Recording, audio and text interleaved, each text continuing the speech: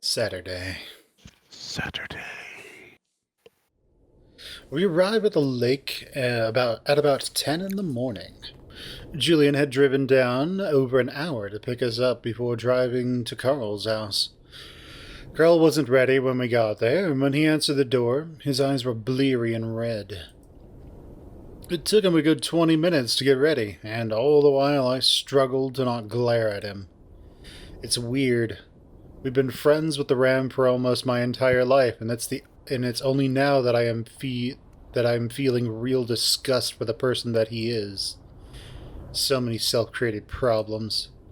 He keeps his head down most of the time, so he doesn't see me. He's still feeling sick, too, so he opts to ride in the truck bed on the way down, and Jenna sits with him. I can't help but wonder what might happen if we have an accident. TJ sits next to me, and this time I'm sure to sit in the middle so that Julian is on my left and TJ's on my right. Feels better this way. As the lake comes into view, I rest a paw on TJ's knee. He glances at me, then nods in acknowledgement. I give his thigh a squeeze, then wait as we pull into the parking lot, going over the scenarios in my head for what might happen. Well, here we are. We don't say anything in response as we quietly get out of the truck. Jenna jumps out of the truck bed easily, but Carl struggles, and I imagine him falling straight out and face-planting into the asphalt. Jenna helps him, though, and then we're all walking down the trail towards the lake, single file. I walk right behind TJ, though, so I can keep an eye on him and anyone else that might try to fuck with him. Wow, it's been 12 years since I've been down here. Yeah. There's a cool freshness to the air by the lake. I breathe it in. Get hit with the sweet memories of spending entire days down here. Swimming in the lake, building sandcastles, poking at dead fish on the beach. It's wonderful. Especially poking dead fish. As we start walking on the... Is fun. As we start walking on the beach and approach the big boulder, I feel my heart start to hammer in my chest. I pick up the speed to catch up to TJ. How are you feeling? I'm okay. You don't sound okay. I'm nervous. We all are. I actually feel like I'm going to throw up. TJ suddenly reaches out his paw and holds mine. I'm surprised. TJ's never done this before, and though I know it's probably due to the situation we're in, it still makes me feel warm inside. It's going to be okay. I know it. This is going to be the end. TJ's voice breaks up on the last word. The end? The end of what exactly? TJ's guilt over Sydney? The mystery over what exactly happened to him? Of the world as we know it? Yeah, that's probably it. Because I know that after this morning, things are never going to be the same again. I just remember that if it's buried by that boulder, it's probably gone now.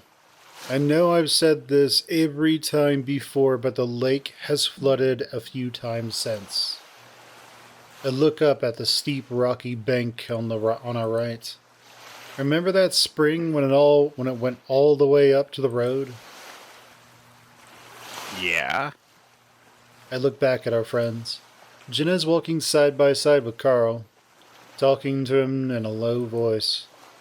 Julian is ahead of them, and he's looking directly at me. I look away. I'm just saying that even if it's there, it's probably water damaged to the point that we won't be able to read it.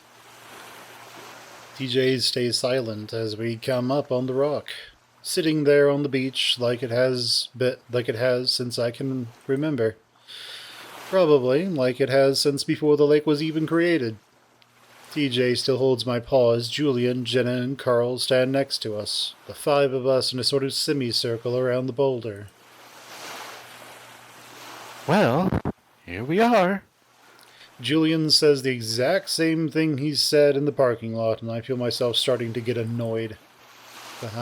But I cling to TJ's paw, and that calms me down a little. So, if it's still here, it could be anywhere. Knowing Sydney, Jenny's about to say Jenny. Jenna says his. Hello, Jenny. Jenny. Run, Forrest, run. We are all Forrest Gump. That's Julian's new voice. Here we are. Mama always said life was like a box of chocolates. We are hardcore dating ourselves right now. Next, we're gonna need to go buy a fishing boat.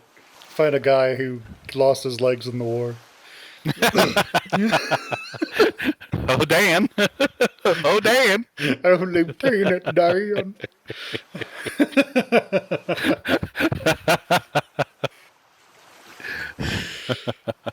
Jenna says his name carefully. He'd probably leave a marker of some sort. This could be hard to find. Remember that he said it's by Carl's drawing. It'd probably be right next to that. I don't know, guys. The other ones were inside of something. This is just out on a beach. The sand's changing all the time. Carl digs at the damp sand with a hoof, his paws shoved in his pockets, eyes downcast. Everything okay, Carl? I say it sharply. Everything okay, Carl? I say it sharply, not bothering to filter out the annoyance in my voice. He looks up at me, a bit surprised. Huh? Yeah, I'm okay. I just feel sicker from the ride down. Smoke too much? Carl frowns. No, I just get sick sometimes when I'm stressed out. The weed makes me feel less sick, actually. Actually. Actually, Dick. I stop myself from asking what it is he's so stressed out about. Are you okay, Chase? Need a joint? I'm good. Oh, fuck off. I shouldn't be drawing attention to myself right now. Meanwhile, Julian is walking around the boulder looking for the drawing. TJ. Well, here we are. Again. God damn it, Julian. He just says one thing. It's a one sentence. What is it? What is his animal again? Was he a deer? A deer, I think. He's a one sentence deer from now on. Yeah, I know. He brings us our food. Here we are. Well, here we are. Wakes up in the morning. Well, here we are. TJ asks them,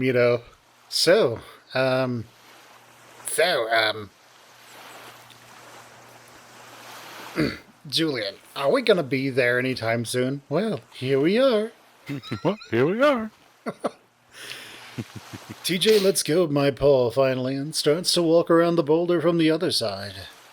Almost immediately, he points excitedly. Oh, Carl, you're drawing! Carl sidles up to him before chuckling quietly. Oh, yeah. For some reason, I thought it'd be gone by now. Why would it be? You chipped it into the rock. Didn't you spend like a month doing that? Carl looks down at his paws. Yeah. Yeah. Fucked up my paws doing it, too. I move around to stand next to them and see the rough outline of a muscular wolf with a long cape. Super Wolf. Carl had been obsessed with that superhero since the new movie was coming out that summer. I don't think he liked it very much because right after he saw it, he stopped working on the etching. It's actually pretty good, especially when you consider that Carl was like 9 when he did it. I pushed those memories out of my head, wiping out the smiling childhood face of Carl from my mind. Then I steel myself, preparing for what I'm going to say and what's about to happen. Hey, look, at the sand underneath it. Everyone looks down in unison at where I'm pointing my finger. I let it sink in for a moment before I say it. The dirt. It looks like someone dug it up recently. No one says anything. Or maybe the sand's just wetter there? I don't know. TJ kneels down next to the boulder, reaching out a paw to steady himself against it as Julian kneels down from across from him. He reaches out with the other paw, poking at the sand, poking at the loose-looking dirt, slightly darker than the sand around it. Still, no one says anything, and I decide to not push it further, knowing that I've already planted a seed of doubt in TJ's mind.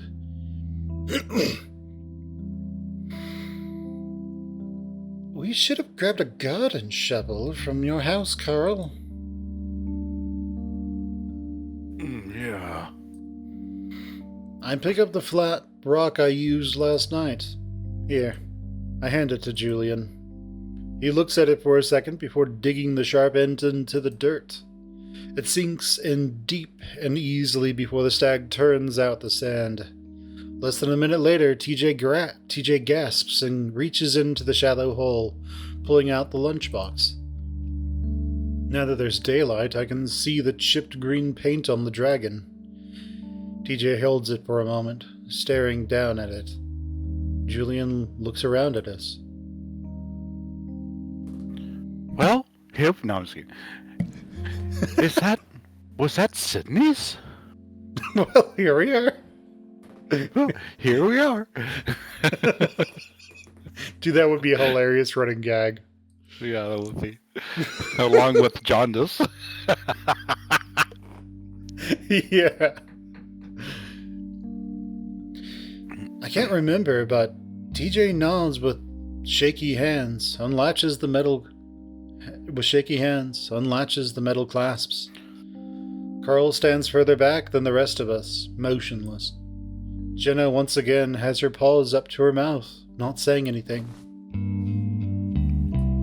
TJ opens the lid. The hinges squeak a little as the tin lid flops open, revealing my note.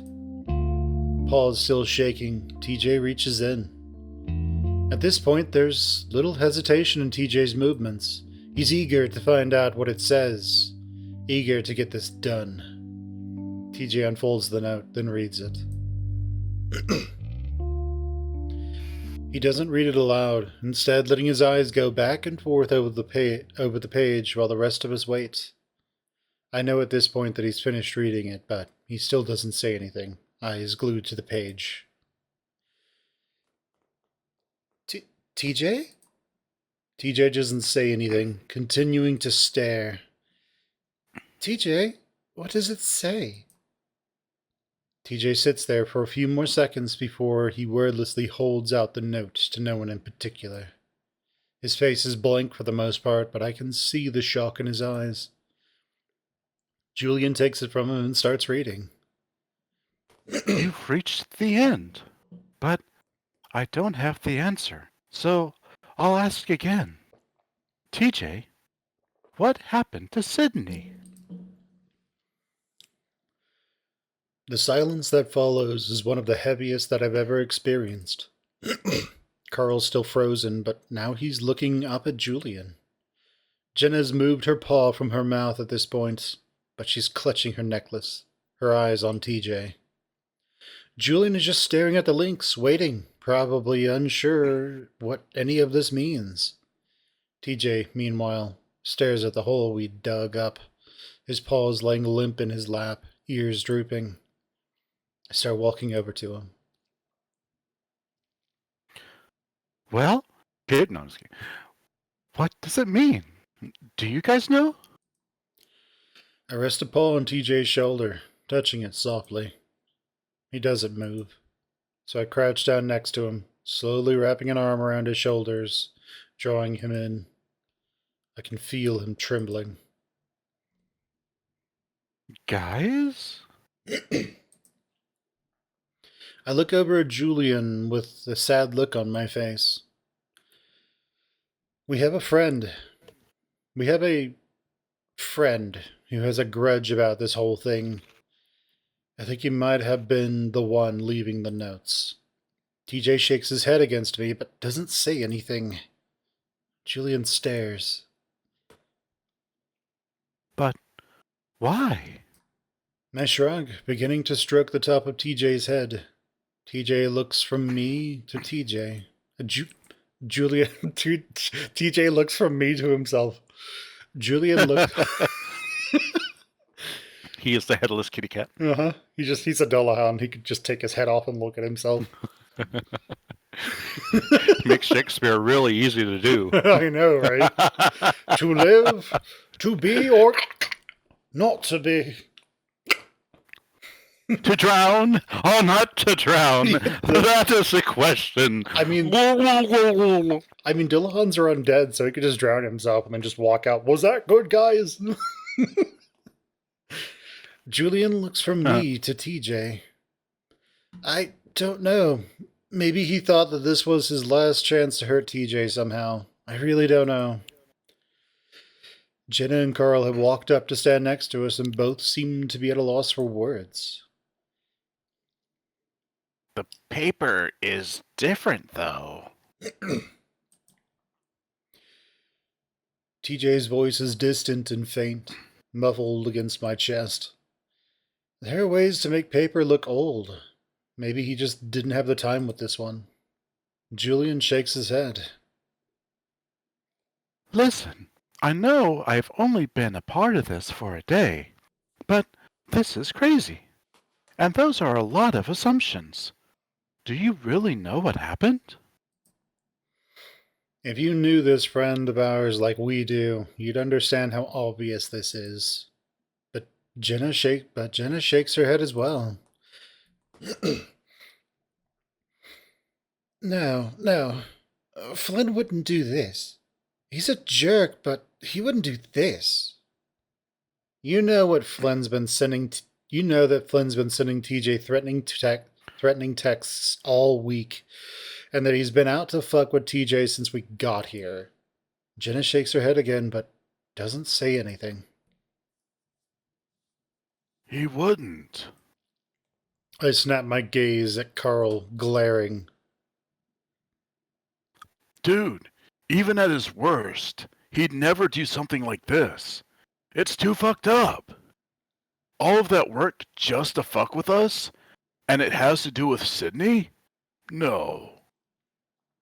And who found the first note? Who's been Flynn's best friend since we all left?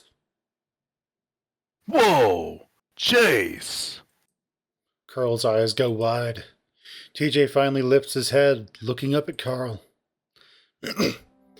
You're the one who gave it to us, set us off on this whole bullshit scavenger hunt. Carl takes a step back, mouth hanging open, looking at me like I'm some sort of alien or something. This entire thing was fucking crazy from the start. Our dead friend who left notes behind a decade ago, and somehow it's all still here? In the old school? In that house? Fuck that. Chase, stop it. Jenna's voice is soft and distant, lacking any sort of authority. I stand up suddenly, staring the ram down. Whoa! Oh! No! Carl takes another step back, and I can see his chest heaving. He can't even get his words out now. It's like he's just run a marathon and can't catch his breath. Huh? I don't. I don't. Carl clutches his chest, and I can't help but notice how fucking guilty he looks right now. He suddenly retches and gags loudly. Carl, breathe. No, you can't use your fucking anxiety. I make air quotes. You monster. As a shield right now. Did Flynn put you up to this? Carl retches again and doubles over, spitting on the ground. Carl? Jenna starts walking towards the ram, but at that moment, something rushes past me, then past Jenna. I have a moment to see TJ's back. His tufted ears are laid flat against his head, like he's moved so fast that the wind has pushed them back. There's another quick movement that I can't quite see from my angle, but then Carl stumbling back, a paw to his face, letting out a gasp like he'd been holding his breath for 10 minutes. I lunge forward, reaching out for TJ as the cat goes in for another swipe. Carl jumps back towards the embankment, and as he does, he lands on the many rocks that separate the beach from the road. I grab the back of TJ's shirt, just as I see Carl's hoof disappear between the rocks. Then Carl falls back. There's a sound like a thick branch snapping in two, cutting through the air like a gunshot. Immediately, Carl lets out the most hideous scream I've ever heard the ram make. No! Jenna runs past us, followed by Julian at a more even jog. Meanwhile, I hold on to TJ, the lynx still going after Carl, making a yowling sound as his claws swipe at the air, baring his teeth. He's wild, feral, not thinking at all. TJ! TJ, stop! I'm here! I'm here! I tried talking into the lynx's ear, and at the same time feeling him starting to go limp in my grasp. The energy and the rage slowly going out of him. I finally feel safe enough to turn him around, pulling him in for a hug. It's okay. You got him. You're fine. TJ looks towards Carl one last time, watching the ram rolling back and forth on his back, choking, howling, and screaming all at once. Oh my god. Oh my god! TJ turns his face into my chest and starts to cry. Jesus, his ankle! Carl, can you move? But Carl isn't listening, continuing to scream and hyperventilate at the same time. Call an ambulance, but not for me. I don't know who she's talking to, but Julian pulls out his phone. Julian had a sex change, evidently, just immediately. TJ continues to sob into my chest, and I start to move away towards the trail, pulling TJ with me. I'm taking Tej back to the motel. Yes, leave, please. Jenna snarls at me over her shoulder. Hi, we need paramedics. Yes, someone here tripped and broke his leg. Now he can't get up. I've fallen. And I can't get up. What is that, Life Alert? Right, yeah.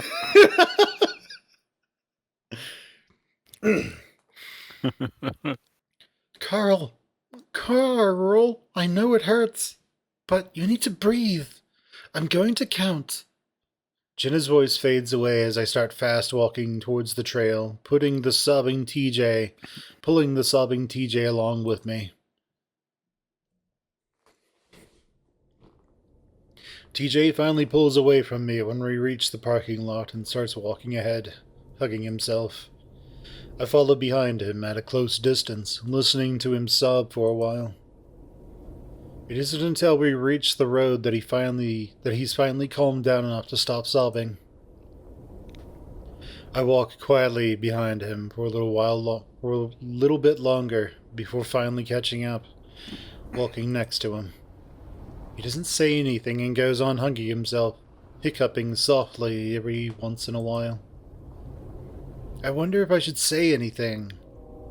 Ask him about what happened, or even change the subject completely. Eventually, though, he's the one to speak first. I didn't mean to. He cuts off as he goes into a coughing fit. I rub him gently on the back. It's okay. You don't have to explain yourself after what he did. Do you think? TJ takes a deep breath, finally steadying his words. Do you think he really did that? I let the silence drag out for a moment before finally replying. Who else could have it been? I completely understand why you went along with all those notes, but in the end, this was the only realistic conclusion that we were gonna get. Yeah. I just didn't think they'd do something like this. Especially Carl. TJ says Carl's name softly. I still don't know if he did it. But then I remembered what he said when we played Spin the Bottle. I felt like it had to be him. I was just so angry. I've never been so angry in my life. It was scary. I mean, maybe Flynn didn't tell him everything about what was going on. I guess he could have been tricked into thinking Flynn somehow had good intentions in all of this. I don't know. His leg. TJ covers his face like he's about to start crying again. I quickly put my arm around him and hold him close. Hey, this isn't your fault. Honestly. He deserved that scratch you gave him. He fell on his own. TJ shakes his head. I can't even remember what happened. I just started running at him, like I wasn't in control. It was like it was all automatic or something. Him, too? TJ. I stop the links and turn him towards me, even though he keeps covering his face. This is not your fault.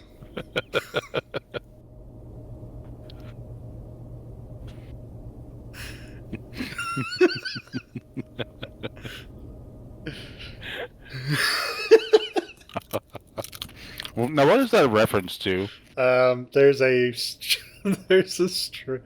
streamer who streams StarCraft 2. I think he's like Norwegian. I'll look him up just real quick. Why not? We'll just interrupt everything. It wouldn't be the first interruption. Yeah, I know, right?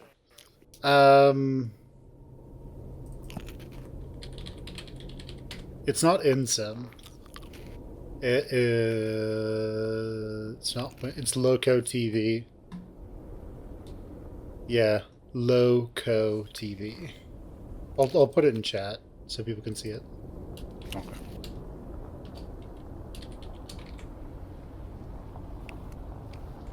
Just post that. If I remember, I'll put it up on screen too. There you go. Hey.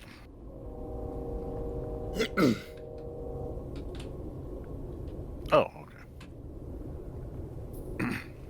Okay. What Flynn and Carl did to you is absolutely and honestly is absolutely disgusting. And honestly, I'm amazed that you were able to hold yourself back as much as you did. But the sounds he was making, it sounded so awful. TJ's face screws up under his paws. I hug him again. No. He only had a taste of the pain you're feeling on the inside. Now stop thinking about him. It's over. This whole thing is over. TJ starts crying softly again as I hold him closer, letting him get it out of his system. Over his shoulder I can see the ambulance lights flashing, though they don't have the siren on. I'm thankful for that, at least. My phone buzzes in my pocket a few times, but I ignore it, waiting until the Lynx's sobbing tapers off. I turn him away from the lake so he doesn't see the lights, and we keep walking slowly up the road. Less than a mile away, the motel sign glints in the sunlight. TJ shuffles along, continuing his quiet snuffling. Did you want to leave today? I don't know. Maybe. Well, let's get back to the hotel and sit down for a while, okay? Then we can decide what we want to do. Okay. TJ's breathing evens out again as we get closer to the motel. But why do you think Flynn would do that? It doesn't make any sense. I shrug. Well, like I said yesterday, I think now that he knows he isn't going to get the answers he wants, he's just out to hurt us now. That's it, really. You were right. I guess I just didn't think he could be capable of that. I mean, you always see the best in people. There's nothing wrong with that. TJ doesn't respond, and we're silent the rest of the way there. The first thing TJ does when we get inside is lay on the bed and stare at the ceiling. I check my texts and see that they're all from Jenna. They say Carl just broke his ankle and that he's going to be fine. Julian is driving me, Jenna, to the hospital so he can sit with Carl and bring him back when they're done. By the way, when they asked Carl what happened, he said he just slipped on the rock and fell. He said that's where the scratch came from, too. I assume he doesn't want us to tell anyone about what happened. You should think about checking out early. I'm probably going to a friend's house in Peyton after this. I stare at the last text, wondering what exactly it means.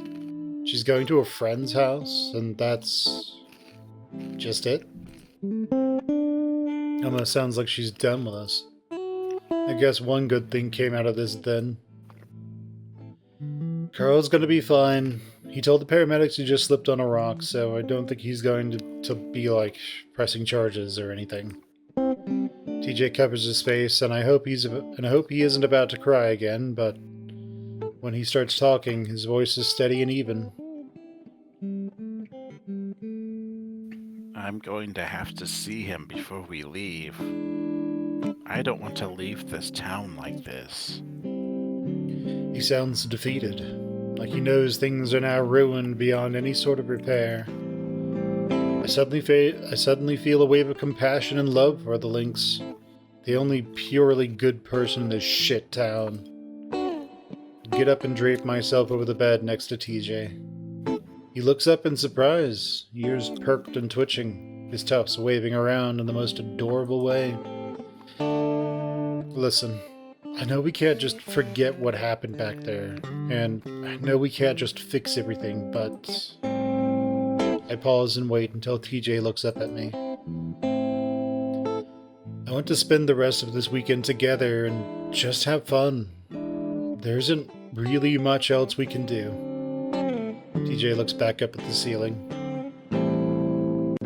But what about your project? I laugh. Dude, that doesn't matter anymore. We'll just retake the class over the summer or something. That doesn't sound good. I don't want to cause you to fail or... You're not. I'm making this decision. TJ continues to stare at the ceiling, his eyes glistening with unshed tears.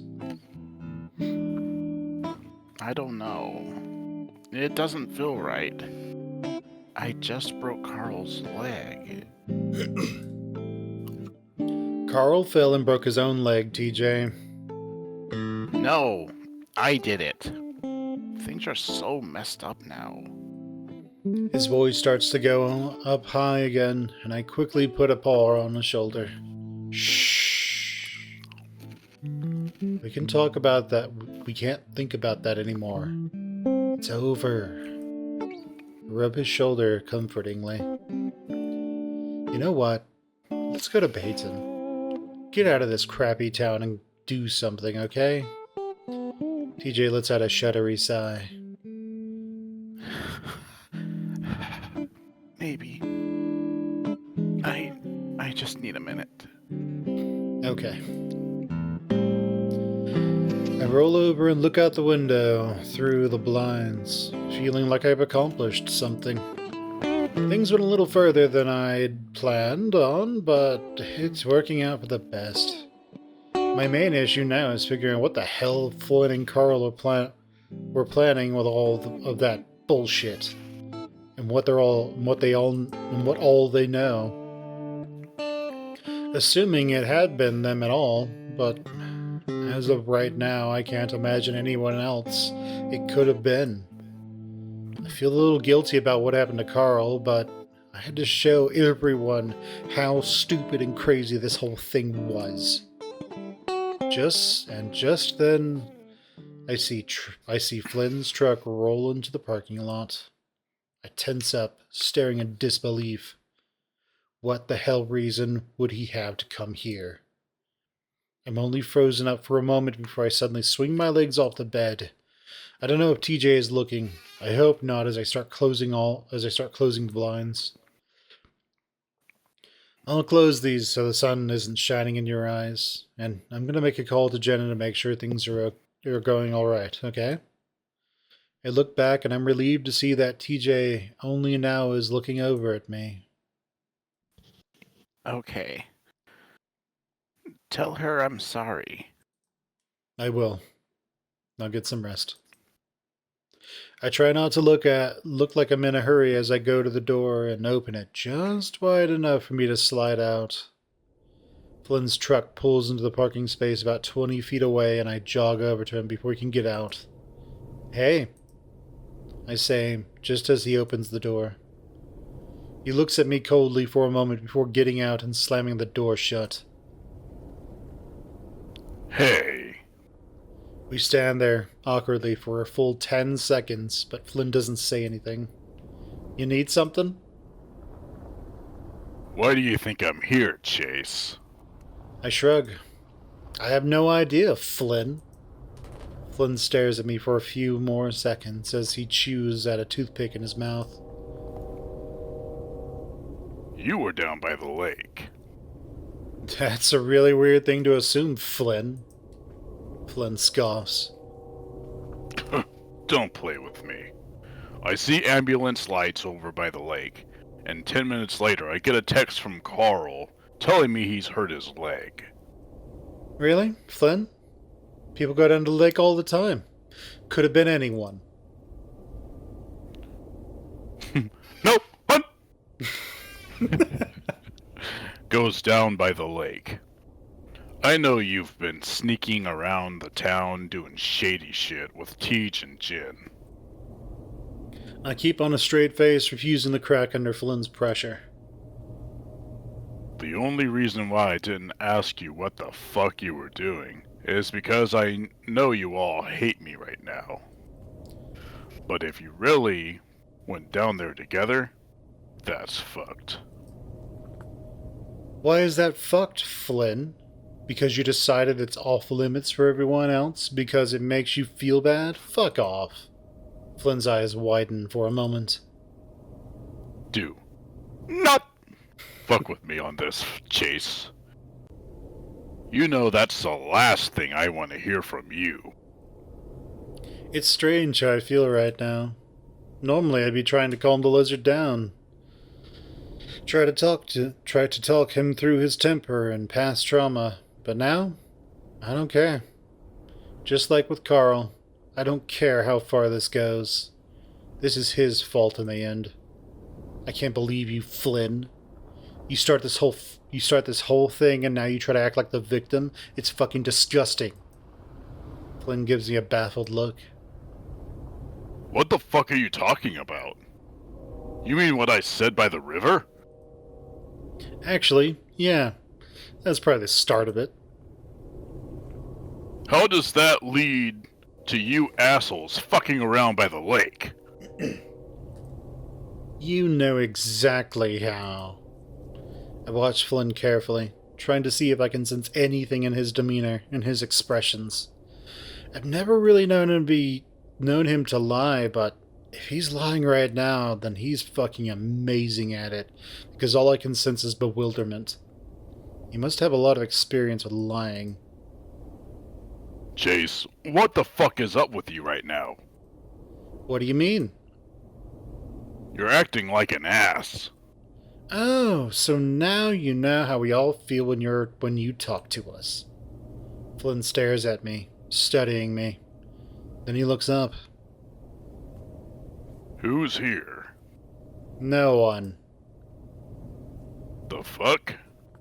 Where's TJ and Jenna? Not here. Flynn glances down at me. Well, I gotta take a piss, so can I come in? No. We stare each other down for a long, long time. Finally, Flynn pushes past me. Well, I'm gonna give the door a knock to see if anyone's there. Maybe you missed him. I whirl around and follow him angrily. He doesn't want to talk to you. Flynn turns on me. Oh, so Teach's there. Oh, so Teach's here then. Why didn't you tell me that? What do you think, Flynn? You need to leave right now. Flynn glares down at me. I know you guys are up to something having to do with Sydney. If that's the case, then I have every right to know. Flynn starts walking again. And he has every right to talk to me himself. I dart around Flynn and stand in front of the lizard, glaring up at him, bracing myself once again. Get out of my way, Chase. Leave him alone. Flynn pauses. All I want to do is talk. That's it. I let out a mirthless laugh. After what you did at the river? Hell no. Flynn tries to push around me again. I grab his arm. He swings, tries to yank it back, and I shove him back towards his truck. Leave. I'd be yelling right now, but I don't want TJ to hear us through the thin motel walls. Don't fucking touch me! Get out of my fucking way! He tries again, and this time I grab his arm and yank him away, swinging him like Leo did at the river. He might be tall, but I'm kind of amazed at how easy I can manipulate Flynn's body like a mannequin. Either that or I just don't know my own strength. Flynn rolls with a curse and immediately pops back up, taking an awkward swing at my head. Fucking little prick! I duck his punch and tackle him around the waist, knocking both of us to the asphalt as Flynn grunts loudly. Oh! Scramble on top of the lizard and sit on his chest, pinning his arms under my knees. Again, he can barely move under me. Weak. Weak. I snarl down at him, raising my fist. Flynn flinches, closing his eye and turning his head away. I pause, letting the tension build. Finally, I lower it. Leave, Flynn. Otherwise, I'm gonna cave in your fucking face. I'm tired of you bullying TJ and taking out all your problems on the rest of us, and just being a miserable piece of shit in your shit all of your life. I keep my voice low, almost growling like a canine. Flynn cracks open an eye, looking up at me in fear. I fucking hate you. I always have, and you deserve to have every single one of your fucking teeth knocked out for the way you've always treated us. I look back towards the door, but it's closed. Quiet. I look back down at Flynn. Leave, and I never want to see your ugly fucking face again. Ever again, understand? Flynn just stares up at me. I can see the fear still. Maybe even a little hurt. What happened, Chase? I don't say anything. I know he isn't gonna fight anymore. I get up and Flynn lays there for a moment, staring at me. Finally, he rolls over and gets to his feet unsteadily. Then without a word, he gets back into his truck and starts it up. I turn away finally, hearing the lizard pull out of the parking lot as I open the door to the motel. I'm relieved to see TJ sitting on the bed, looking down at his phone. I was positive that he heard something. He looks up when he hears the door open. Hey, Hey, Tish. what did she say? Carl's good. Doctors are checking him out. She said you're fine and that she understands why you did it, but I guess she's a little stressed out too because she's going to a friend's house in Payton. Oh, TJ's ears lower. I think she just wants to give you space. maybe. I did get a text from Julian. Oh, really? There's a twinge of irritation. Yeah. Said he was gonna stop by after he drops off Carl. I was thinking we could wait until then before we leave. To talk to Julian at least. I don't think Carl wants to see me. Okay. I try not to let the anger creep into my voice as I sit down on the bed next to the lynx. And Jace? Yeah? TJ smiles at me through puffy eyes and matted cheek fur. Thank you for being there for me. It means a lot. It's late afternoon by the time Julian arrives to pick us up from the motel. Things are predictably awkward at first as the stag drives us out of town in silence. I'm just happy that I managed to sit between him and TJ again, leaving the lynx to stare out his window as the desert landscape passes by. I watch Julian as his thumbs tap idly at the steering wheel before he suddenly sits up straight. Oh, Chase, you left your camera in the truck bed yesterday. I forgot to tell you. He glances over at me and I nod. Ah, yeah. Probably should have remembered that. Do you want me to pull over so you can grab it out? Do you want me to pull over so you can grab it out? I don't know how you feel about it sliding around back there while we're on the highway. I shrug. Should be fine. It's probably been the worst considering it's a crap rental from the university. Ah, Julian starts tapping away at the steering wheel again. so your friend seems okay. He'll need to rest for a few months to recover, but he doesn't seem too worried about that. I snort. Of course not. Yeah. Anyway, what was it your friends wanted to do? Julian leans forward a bit to glance at TJ. Just wish he'd keep his fucking eyes on the road. I nudge the lynx and he snaps out of his gaze from the window to look back at us. Huh? I was asking what you wanted to do tonight, TJ. Oh. I'm not really sure. We could go see a movie, maybe. Anything that you wanted to see? Or is it anything out that you wanted to see? Not really. You know, I used to do this thing where we'd get a random ticket to a movie I'd never heard of before. I'd have no expectations, so usually I'd be pleasantly surprised. Oh. That sounds kind of fun. As long as it's not R-rated. Triple X would be fine. As long as it's not a movie that takes place near a lake. No, what is it? Friday the 13th? Or what, Halloween? Yeah. What's the other one I'm thinking of? Jason. Jason.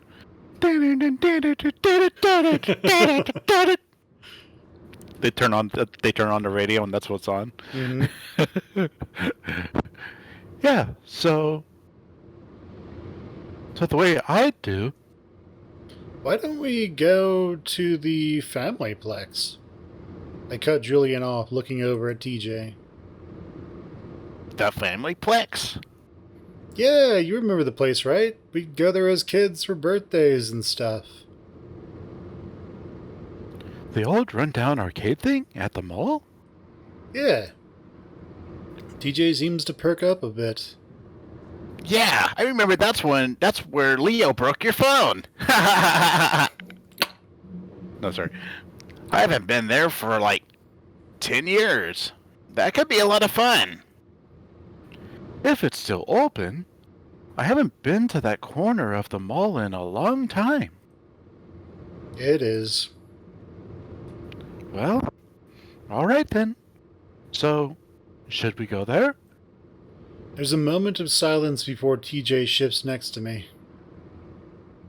Yeah, let's do that. Well, here we are.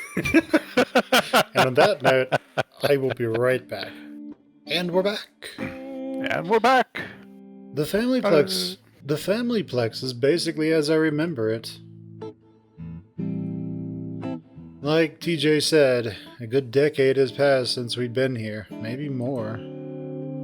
But the ugly, stained carpet and sickly colored walls still cover the place like a real relic of the 80s and 90s.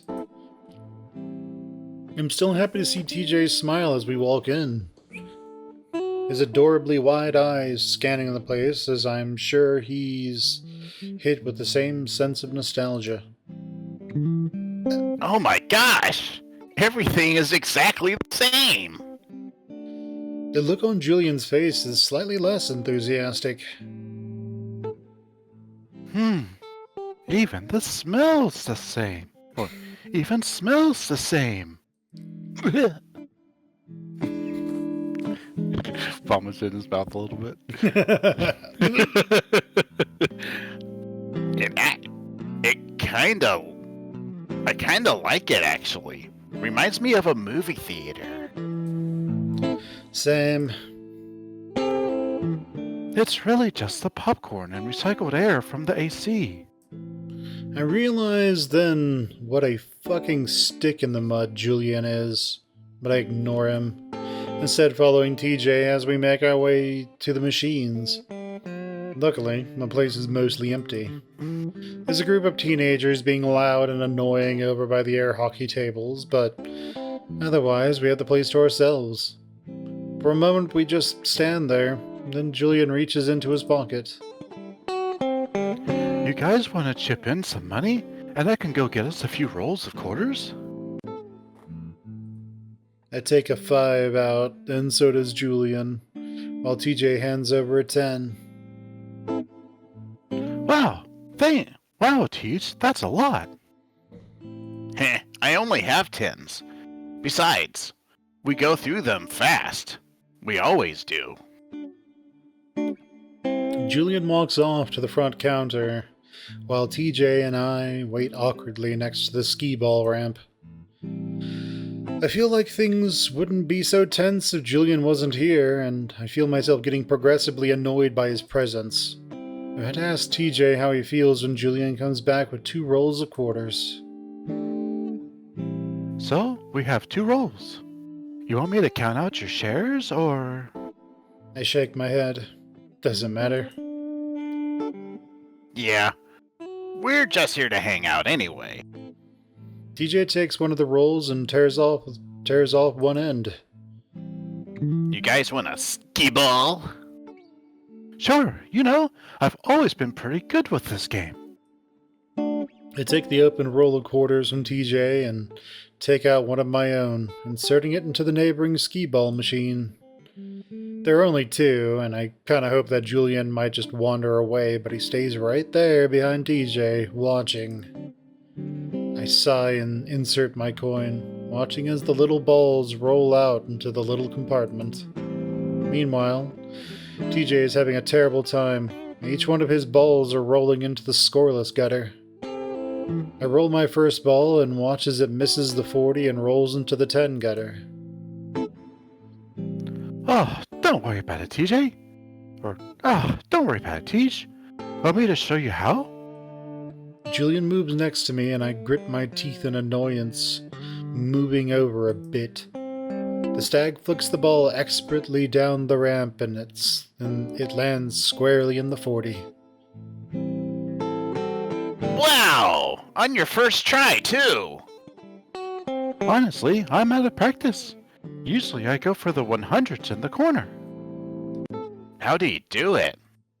Well, it's all about muscle memory. Da da da da. And you really just have to think, well, here we are. Ding, ding, ding, see, 100. It's funny, I was just thinking, like, now we have two memes. Now we have Jaundice, and here we are. Yeah. Yeah. Jaundice and Julian. Yep, it's JJ. Julian grabs a hold of TJ's wrist, and I feel my fur starting to stand up on my neck and shoulders. It's all in the wrist. He moves TJ's arm forward before bending the lynx's wrist. Oh, I see. TJ tries again and this time gets the 10, but on his second try he lands in the 50. Nice! Julian holds up his paw and TJ slaps it loudly. The stag laughs, then looks over at me. You alright, Jace? You still got 4 balls. Man, he was well endowed. Without a word, Mutant lover. without a word, I turn back to my machine and huck the balls down the ramp, each one landing in the gutter. Meanwhile, I listen to Julian and TJ celebrate another 50. For the rest of the night, I followed TJ and Julian around, the stag showing the cat how best to play the games. All the while, I stand next to them, dumping my quarters into games I don't even finish. Just want us to run out of here, so I just want us to run out so we can leave. Damn, Chase is just being an ass this episode, isn't he? Chase kind of he's got some issues. The drive back is quiet and tense. TJ and Julian asked me multiple times at the family plex if I was alright until I finally told them I just had a headache. That stopped their questioning for the most part, and luckily that prompted TJ to propose that we should go back to the motel. I tense up again when he offers Julian to spend the night there, but luckily the stag declines, wanting to go back home to his own bed. As we drive, I notice TJ nodding off, his head bumping the glass of the window. You can lean against me, Tej. His ears flick, flushing a bit. Oh, really? I mean, I don't wanna. As an answer, I reach over and clasp the side of TJ's face before I force the lynx's head to lean sideways against my shoulder. TJ stiffens up, but then he relaxes, and 5 minutes later I can tell that he's fallen into a light sleep. Julian glances over at us occasionally, but doesn't say anything. I lean my cheek against the top of TJ's head. I realize how good it feels to sort of envelop him like this. It feels like I'm protecting him. All those bad, tense feelings from the arcade start to melt away. Pretty soon I start to drift off as well, the smooth drone of the highway lulling me to sleep. I open my eyes and see the back of a rusty white sedan pulled off on the side of the road. Julian's pulling off as well behind the car. The sun's already setting low in the sky. A little bit of cloud cover rolling in from the west. That's when I realize there's a large coyote standing next to the car, leaning over and looking at the front left wheel. She stands up when our headlights hit her, and she shields her eyes against the light. Jaundice. Julian shuts his headlights off.